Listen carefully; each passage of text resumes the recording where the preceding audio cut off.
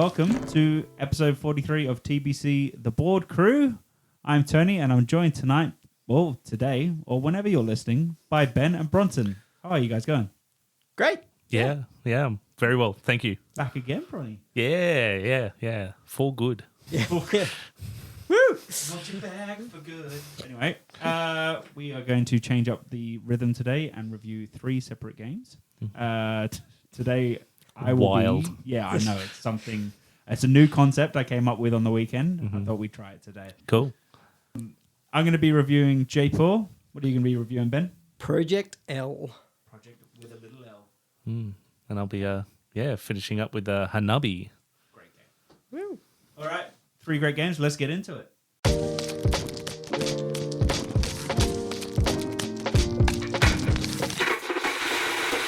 Yes, well, normally, the end of the night we'll have fireworks, but in this episode we're starting with the fireworks.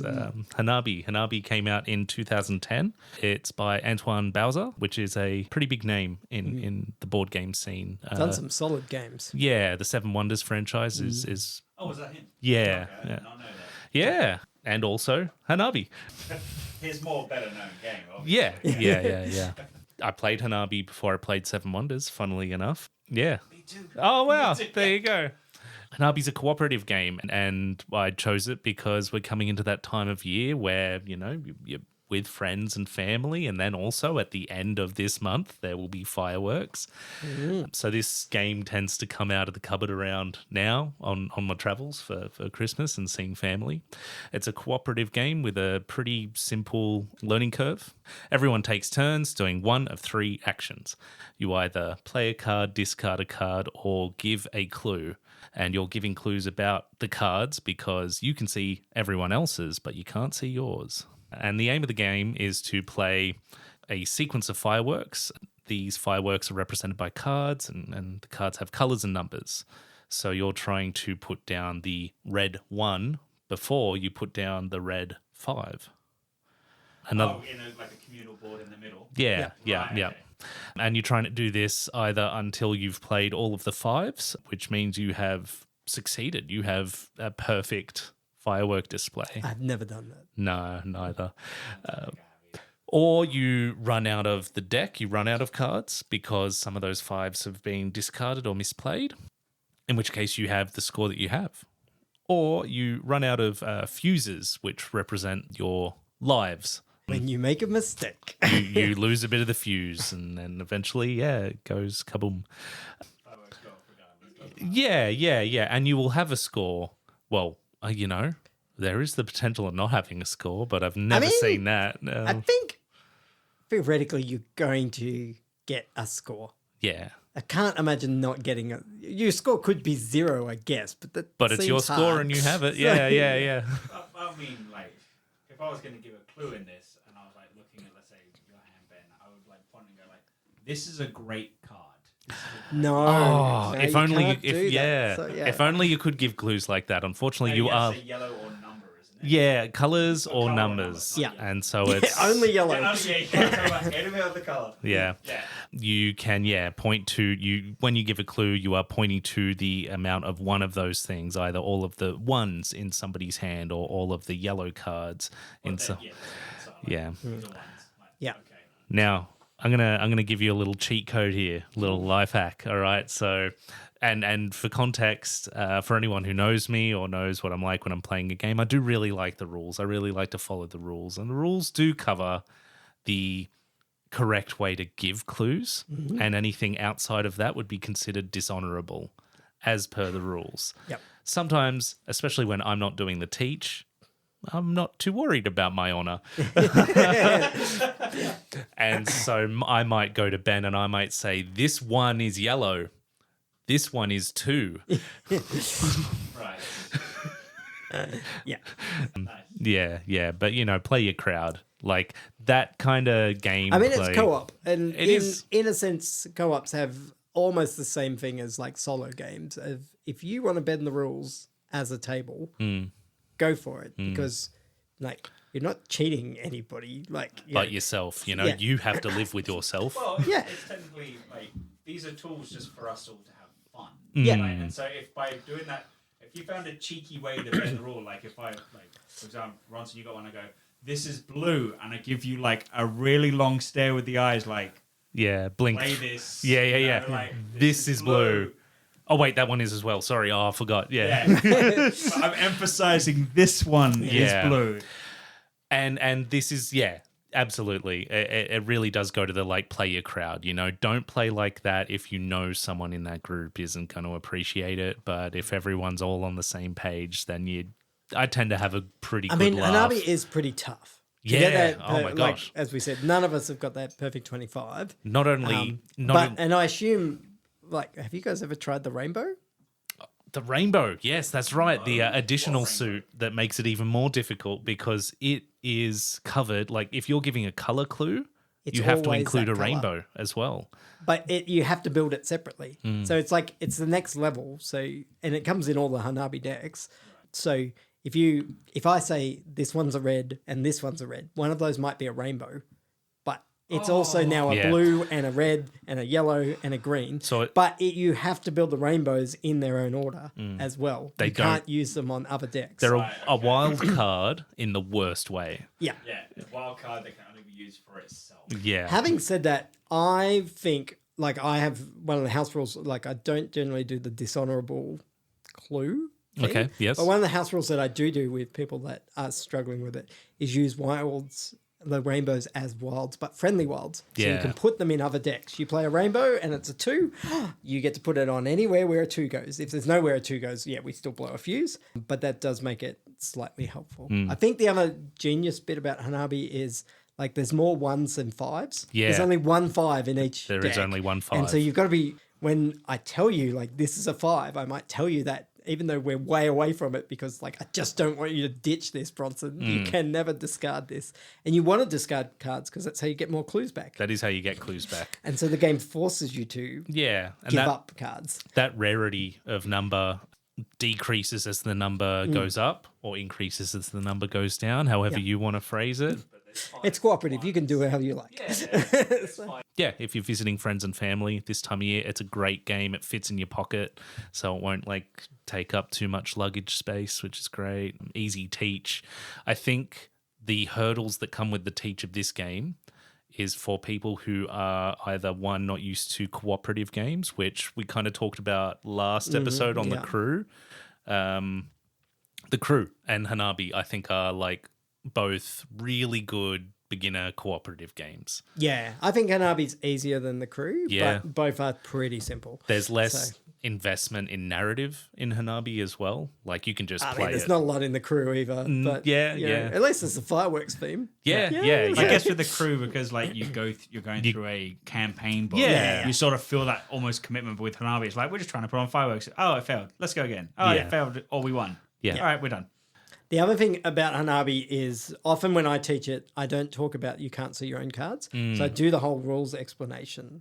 And I go, so pretty easy, right? We're just going to build one decks of 5. But then I go, but we're going to hold our cards backwards so that you can't see it's what it the is. the and plot you just twist. see people go, oh, now I get why I would give a clue. Like, because they're all like, what? Why would I tell people what their cards are? So it does work pretty well. I think the only problem that I find with Hanabi is sometimes people really struggle holding cards backwards. It's awkward to kind of hold them, and you see people picking up cards, and sometimes they mistakenly like go to put it forward in their hand. put it in the right way. So if you have card holders of some kind, or even like Scrabble bits, you can use those to just have people's cards, because I find I don't have a comfortable way to hold cards backwards. I just hold them naturally in a weird way when I'm holding them backwards. When I need to sort to go, this one's not red, but it's also not a 4. And so I think they've tried to tell me that this is this one, but I'm going to move it over to here so I can try and remember.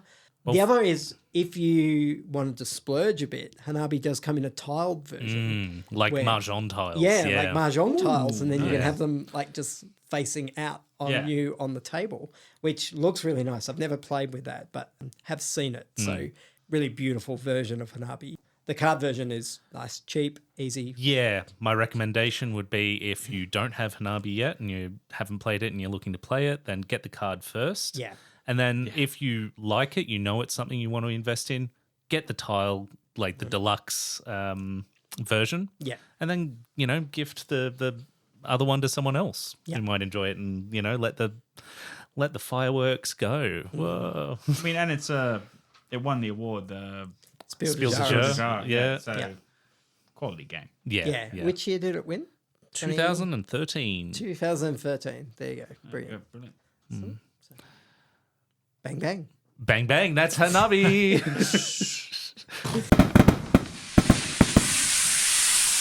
Next up, we're going to talk about Project L by Asmodee. Project L is kind of like Tetris the board game.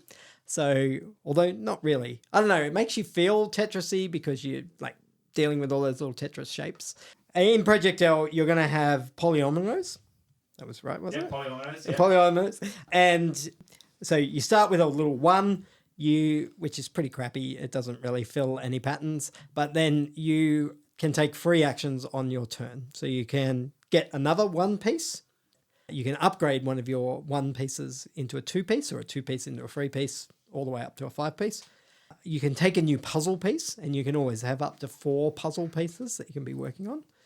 Or you can place a piece in one of your puzzle pieces. Now, one of the tricks of it is once you've placed a piece in a puzzle piece, you can't take it back until you fill that puzzle piece.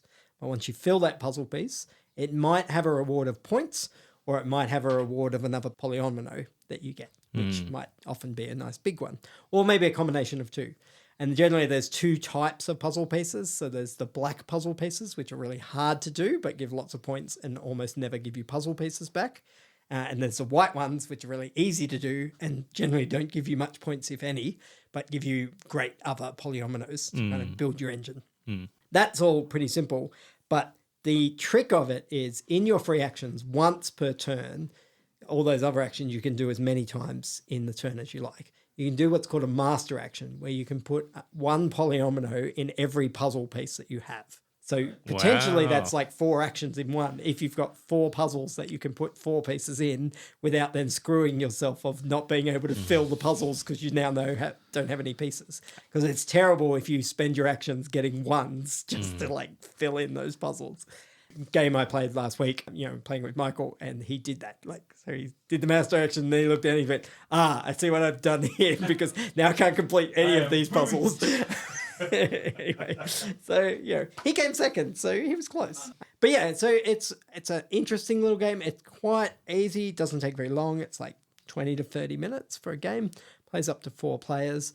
And just a nice little engine builder. Doesn't really feel like an engine builder because like all you're doing is like getting these pieces, but actually each piece is a cog in your engine that you can do better and bigger puzzles with, get them churning along. Use it to get another piece, which then adds to another piece.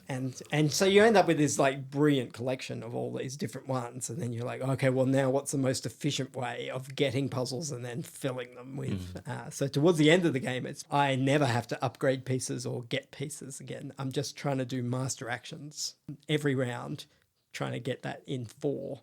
And then getting those bits completed as quickly as possible. What ends the game? So the game ends once the black puzzles are all gone. So, yeah. When you're playing in a 4-player game, the white puzzle pieces will often run out because they're just... It's kind of like in Splendor, there's those level 1 ones and like they can run out and they run out. Well... too bad, so sad. But everyone's like, I just want to keep building my engine instead of doing points. But yeah, once those black ones run out, everyone gets 1 final turn. And then there's also kind of a fail-safe thing of at the end of the game, if you've got like puzzle bits that you're like, man, I had 1 more piece to put in there. You can add pieces to every one of your puzzles as much as you want at the end of the game. But for every piece you add, you lose 1 point. Ooh. So like if you're really close, you're like, this is worth 5 points. I can put in 2 pieces and I'll get it. Yeah. I get 3 points. So I didn't waste anything. So it does have that niceness of you're never going to waste your last turn. Because in some of these games, you're like, oh, well, I did everything I wanted to last turn, or I'm just so far away from the thing that I wanted to do, can't do it anyway. This one, generally, everyone gets to do something in their last turn. They're like, oh, well, if I do this, then that means I can do this minus point thing. Yeah, so it plays really well. It's not a highly interactive game because there's just puzzle pieces in the middle. It's kind of a race in the sense that you're just trying to get the most points, but you it's pretty rare that you'll look at someone going, oh man, you're never going to hate draft in this.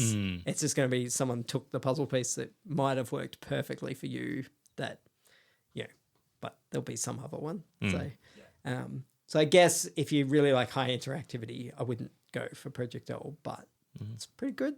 Maybe one step up from Gateway Game. If someone had never played a board game before, this isn't what you'd start them off no, with. unless they're really interested in kind of geometric shapes. Polyominoes could know that without us having to look it up. That kind of thing. Sure, that because there's not lots of theme. It's colourful, it's bright, it looks great.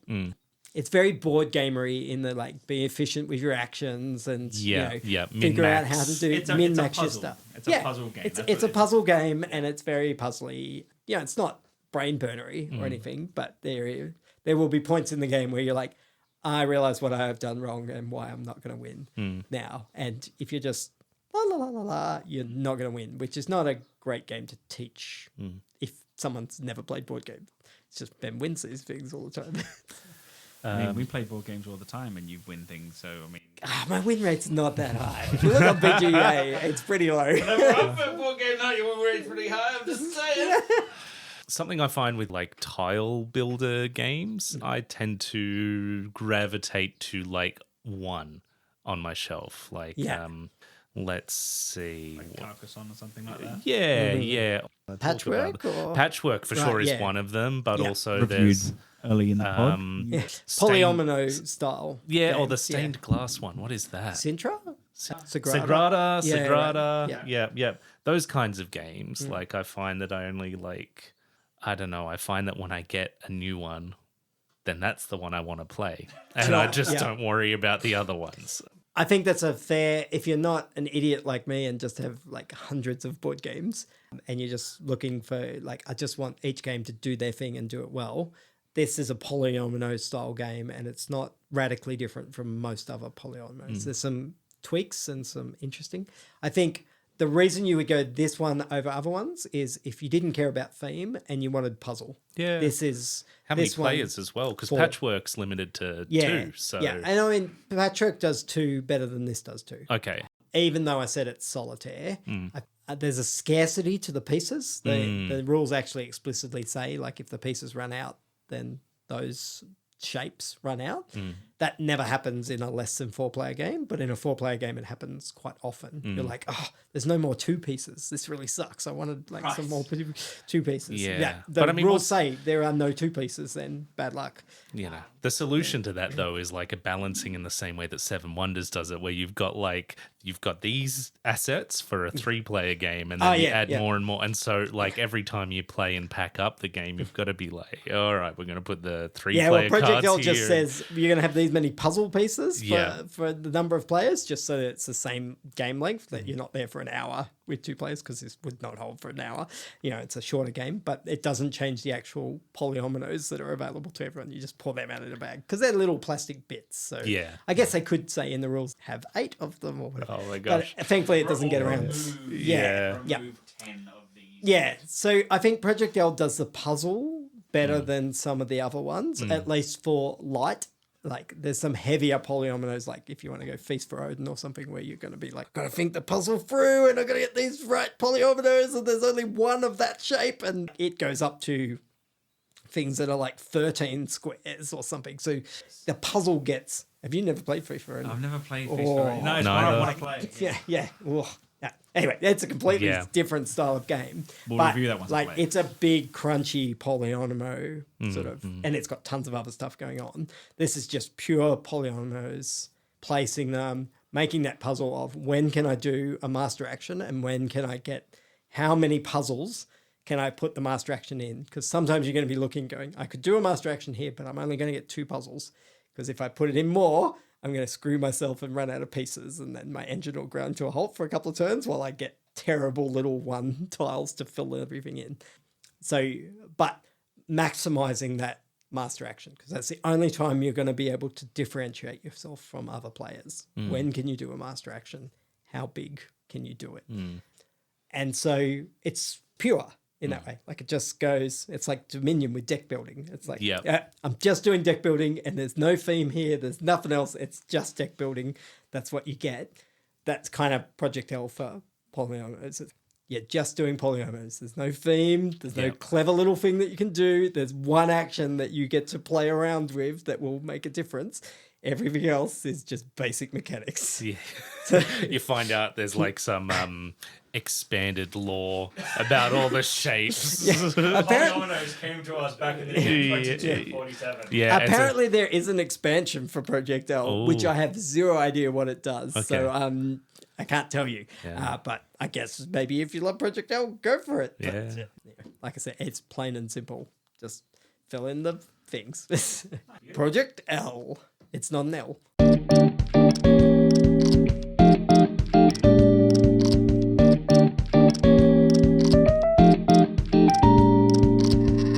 Last game being reviewed on this pod is Jaipur.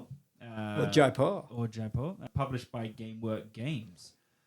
This is a trading game for two people where you are both wealthy merchants and you're trying to become the Maharaja's personal trader. Now, with the word Maharaj, would you guys be able to guess what my favorite Disney movie was when I was a kid? It's got to be The Lion King. Yeah, Snow White. 100%. You're both right. 1 and 2. Yeah. A Aladdin, whole of course. new world. Don't you dare close your eye. Anyway, yeah. So I got very into this purely because I love Aladdin. Oh, very cool. Yeah. Oh, so this is a trading game where you get sets of different goods. You've got leather and spices and I think it's rugs or linens or bolts of cloth. And then you get more exotic ones like rubies, gold, silver. Now, They're good stuff. yeah, you get, and camels. you do get camel. Well, you got to transport your goods somehow across the desert. So in this game, you're trying to. There's a market tableau in the middle, and you've got two things you can do on your turn. You either draw a card, or you sell cards to get points and tokens. Or you, instead of doing a take a card from the middle, you can trade your camels in to get a bunch of cards from the center. Well, So- technically, I think you can trade any card into the middle. It's just generally you want to trade camels. I'll get back to you on that one because I'm not entirely sure. I can't Because remember that. if you draw, you can draw all the camels. Yeah, you can draw. Yeah, well, if you draw camels, you have to draw all camels in one hit and then refresh And the you market. don't have to trade for them, which is great. No, which is awesome. And if you have more camels at the end, you get this camel token, which for some reason I always fight for. I don't know why. Yeah, because longest road. You Yeah, know, it's it's the the longest Silk road Road. thing. It's like 5 points, and you're Yeah. like, yeah, I got because the camels. even if you lose, then but I got that. But I got a camel. Yeah. Yeah, that's cool. You might have become the Maharaja's personal vendor, but I have the camels. Yeah. So now I am the train for you. Where the real taxes happen. Either way, so yeah, you've got 6 goods, 3 lesser, 3 more exotic, and you get roughly, I think it's, I don't have to think at all because I can just look inside this lovely box here. You get roughly 5 and 8 tokens of each good, and they will have a value on them for points at the end of the round. The ones that are like leather, the first one might be worth 3, and then by the time you get to the third token, they're only worth 1 because now the market's got leather. Everyone's like, I don't need leather anymore. In fact, leather goes all the way down to 0. I think sometimes. potentially, I think so. You can get a 0 for leather. Oh, sorry, it starts at 4. There you go. Yeah. But then things like the ruby and the gold will start up at 9 or 8, and they'll hold their value. And like the last one might be 7, but you're still getting good points for it. And you have to, you can trade as singles for the lesser ones or as pairs for any of them, but you have to do pairs for the gold, silver, and rubies. Or if you get them in your hand, you can trade out 3 and then you get another token because you've done a big sale, which gives you hidden points. So then you've got more points in the bank on the way. Game plays over potentially 3 rounds. It's best out of 3. Yeah, best out of 3. Yeah. So whoever wins twice wins the game. It's great. I love this game. It's so simple. Like there's just enough player interactivity for me to make it enjoyable and strategic, but not vicious or anything like that. Where I find with a lot of 2-player games, it can be quite cutthroat. Where it's like, I'm going to do this, and you're like, oh, I'm completely buggered now because you've done that to me. And then, but in this, like, I'm going to take this ruby card. And like, oh, I wanted that one. And then it might turn, it's like a silver. And they're like, well, I'll take the silver card then. It's like, So by having that limited amount of actions sort of helps keep it friendly, healthy competition. Well, even that sort of bit where at some point someone will break and take the camels as they build up. Yeah.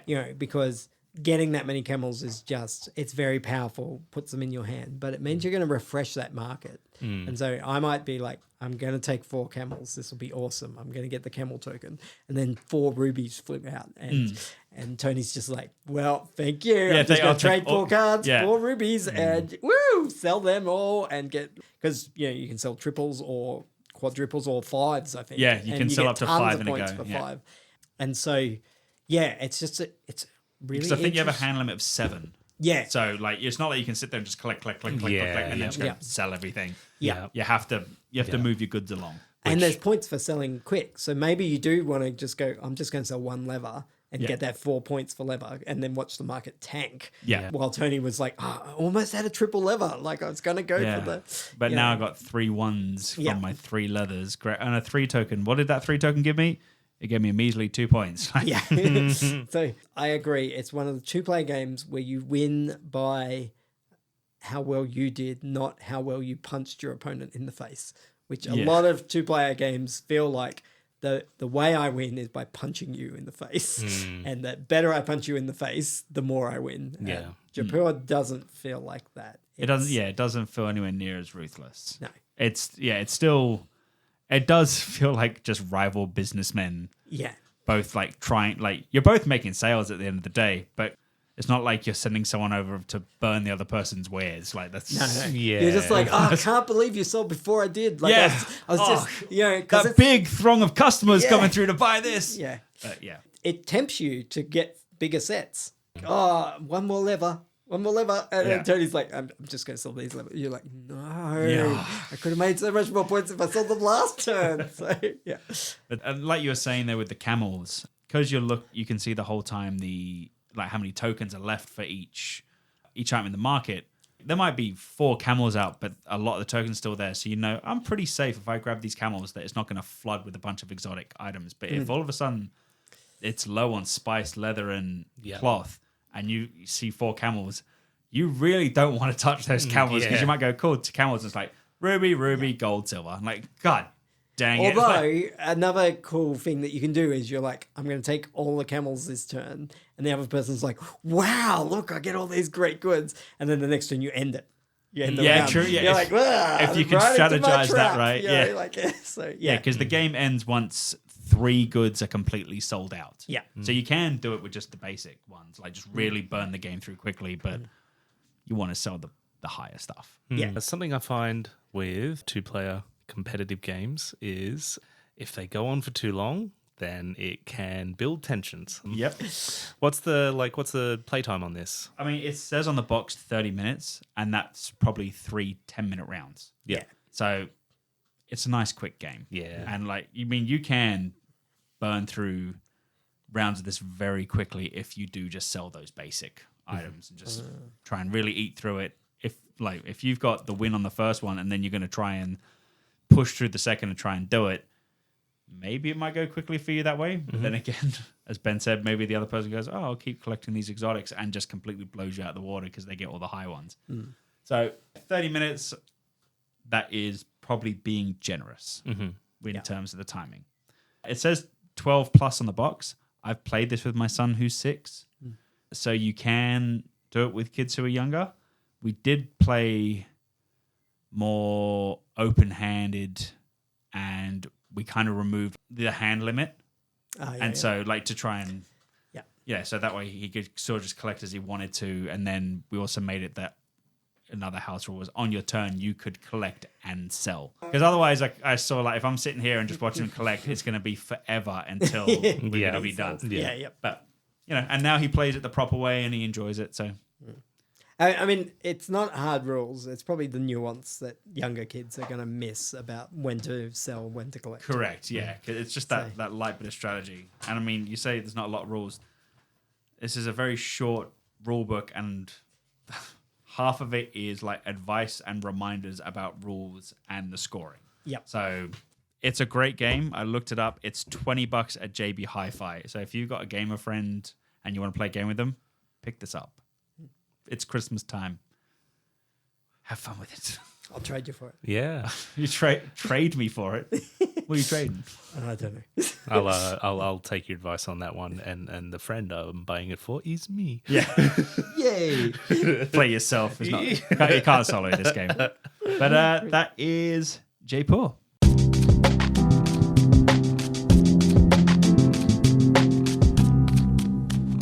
All right, guys, it's Christmas time. You know, you've just had your Christmas lunch. Everyone's kind of settling on the couches and stuff. If you were going to try and seek out some people to play a game with, which game would you take to them? Okay. Well, Out of the 3 we reviewed, obviously. Not out of any game. Any game? Any game? yeah. Can I be greedy? You can be greedy as you want. All right. I'm playing Hanabi with family. I reckon Project L for Friendmas. Ooh. And then, for my partner and I, Jaipur. In front of the fire. Yeah, you know. In the Aussie heat. Yeah, in front of the aircon. In front of the aircon. Yeah. Do not play Jaipur in front of a fan. No, that's not going to work. But I feel like there's an occasion for all of these games, you know, and During this Christmas holiday. Yeah. So I'd be pretty happy to borrow your copies of them and take them with me. Far away. How about yourself, Ben? Yeah, I think Hanabi's an easy one, kind of around the table. It just cooperative games always have that niceness to them of like you want people to come together at Christmas, not kind of in each other's faces. So much. Yep. So Hanabi kind of spreads that joy, and fireworks suit the end of the year. Yeah. well. So like not necessarily Christmas. I don't really associate them directly with that. But No, you but know, it's like 5, the 6 holidays days after. Yeah. period, 7 days. Yep. Yeah. certainly works. Or whatever it is. So- No, so- 7 days, New Year's. But If everyone's asleep though, and there's just 2 of you, I reckon Jaipur. Yeah. That's great to sit down and just go. Hey, like we've got a little while till the cricket comes on or whatever. Yeah. Like let's just play around with this. Yeah, all 3 would be great at any time. Well, not at any time for Christmas. Maybe not on Christmas Day for Project L. I feel like that is like a couple of days later when everyone is out of their food comas. Yeah. You know, that's like Hanabi is just burning enough that everyone's having fun, and you got that like. I mean, you're not gonna. at the same You're not time, going to so- score well in Hanabi after Christmas lunch, I don't think. But that's fine. Not after all those prawns. But and then quiet Jaipur in the evening. Kids have gone to bed. Mum and Dad's the last 2 away. Want to play a game before we fall asleep on the couch watching a Christmas movie? Yeah. So that all sounds good. Yeah, I like that. All 3 games. Thank you for joining us, listener, on this pre-Christmas episode. Merry Christmas to you and your family, and we look forward to getting bored with you just before New Year's. Catch you later. Bye. See ya. This has been The Board Crew. Hey, thanks for listening. You can join the conversation by rolling the dice or just rolling over to our socials. Just search The Board Crew on Facebook.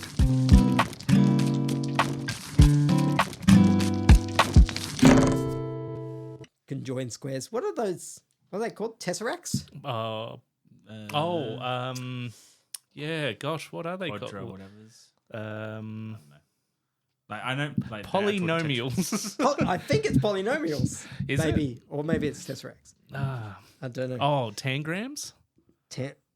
Maybe. Oh, gosh. Let's just keep throwing out weird geometric math Yeah. phrases, and we'll get it at some point. Yeah. Anyway.